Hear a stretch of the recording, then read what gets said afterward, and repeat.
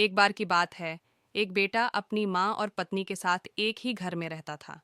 माँ ने अपनी पूरी जिंदगी बेटे को पालने पोषने में लगा दी थी। अब जब बेटे की शादी हुई तो वह उम्मीद करती थी कि उसकी बहू उसे बेटी की तरह अपनाएगी, लेकिन बहू का स्वभाव अलग था। उसे अपनी सास बिल्कुल भी पसंद नहीं थी। वह छोटी छोटी बातों पर शिकायत करती और अपने पति से कहती, मुझे तुम्हारी माँ के साथ नहीं रहना है, या तो तुम अलग घर ले लो या फिर मैं चली जाऊंगी। पति दुविधा में पड़ गया। एक तरफ माँ थी जिसने उसे जन्म दिया, और दूसरी तरफ पत्नी जिसे उसने जीवन साथी चुना था। वह चुप रहता, लेकिन अंदर से बहुत परेशान था। एक दिन बेटा देर रात ऑफिस से लौटा। उसने देखा कि उसकी माँ रसोई में बैठी चुपचाप खाना खा रही है, क्योंकि बहू ने उसे डांट कर टेबल से भगा दिया था।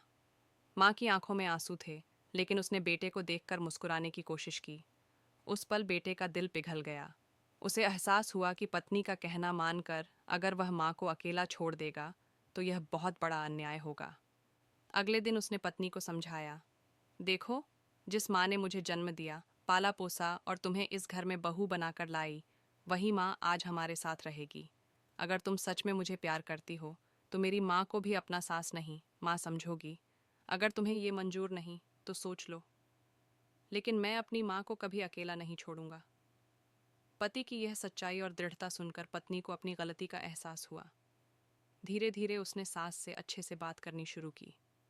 समय बीतने के साथ उसका दिल भी बदल गया और वह सास को अपनी माँ की तरह मानने लगी। सीख, घर तभी स्वर्ग बनता है जब उसमें एक दूसरे को समझने और अपनाने का भाव हो।